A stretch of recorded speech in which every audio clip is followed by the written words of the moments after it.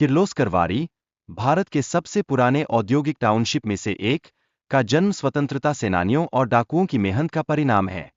यह स्थान केवल एक ऐतिहासिक स्थल है, बल्कि यह हमारे औद्योगिक इतिहास का अनमोल हिस्सा भी है। किर्लोस्कर समूह ने भारत में अनेक पहलुओं में नवाचार किया, जैसे कि देश का पहला आयरन प्लाऊ और पहला डीजल इंजन। इन उपक्रमों ने भारतीय उद्योग को एक नई दिशा देने में महत्वपूर्ण भूमिका निभाई और देश में औद्योगिक क्रांति का सूत्रपात किया। किर्लोस्कर के संस्थापक लक्ष्मण राव ने अपने अद्वितीय कौशल को छोड़कर इंजीनियरिंग में करियर बनाने का निर्णय लिया। उनका संघर्ष और परिवर्तन की कहानी प्रेरणादायक है, जो यह दर्शाता है कि किस तरह से एक व्यक्ति अपनी मेहनत और दृढ़ संकल्प से असंभव को संभव कर सकता है। लक्ष्मण राव ने मुंबई में साइकिलों के व्यापार की शुरुआत की और अपने भाई की सहायता से बेलगाम में लाभ कमाना शुरू किया। यह एक सफल व्यापारिक यात्रा की शुरुआत थी, जिसने उनकी उद्यमिता की चमक को उजागर किया। 1903 में किर्लोस्कर ब्रदर्स ने भारत का पहला लोहे का हल लॉन्च किया। इस अभूतपूर्व आविष्कार ने भारतीय कृषि को एक नई दिशा दी और किसानों के जीवन में बदलाव लाने का कार्य किया।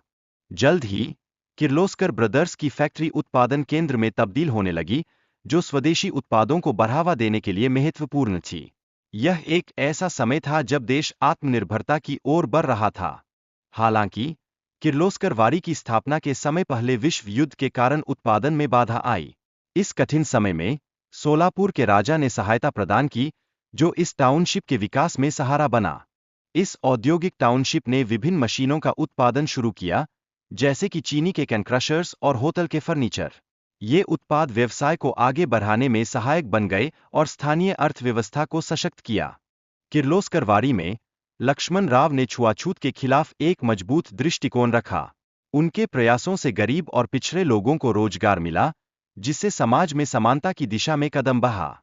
उन्होंने पूरे क्षेत्र में स्कूल, कॉलेज और अस्पतालों का निर्माण किया, जिससे स्थानीय लोगों के जीवन स्तर में उल्लेखनीय सुधार हुआ। यह कदम समुदाय के विकास में एक संजीवनी साबित हुआ। शांतनु राव ने अमेरिका से इंजीनियरिंग में डिग्री प्राप्त की और कंपनी में नवाचार लाने का प्रयास किया। उन्होंने पुराने मशीनों का पुनः डिजाइन किया, जिससे उत्पादकता में बढ़ोतरी हुई। किर्लोस्कर ने स्वतंत्रता संग्राम में भाग लिया और महात्मा गांधी के समर्थन में खड़े हुए। यह उनके व्यवसाय पर भी प्रभाव डालने वाला एक महत्वपूर्ण क्षण था, जिसने उनकी सामाजिक जिम्मेदारी को भी उजागर किया। शांतनु राव ने 1983 में कंपनी की बागडोर अपने पोते संजय किर्लोस्कर को सौंप दी। संजय ने अनुसंधान और विकास पर जोर दिया, जिससे कंपनी ने नई ऊंचाइयां छुईं। 2002 में संजय किर्लोस्कर ने एसपीपी पंप्स और 2006 में अबन कंस्ट्रक्शन कंपनी का अधिग्रहण किया। इन कदमों ने कंपनी के विस्तार में सहायता की और उसे नई दिशा दी। किर्लोस्कर ग्रुप ने 2010 में कोल्हापुर स्टील्स और 2014 में सिंक्रोफ्लो का अधिग्रहण किया। इस विस्तार ने वैश्विक प्रतिस्पर्धा में उनकी स्थिति को मजबूत किया और उन्हें एक नई पहचान दी।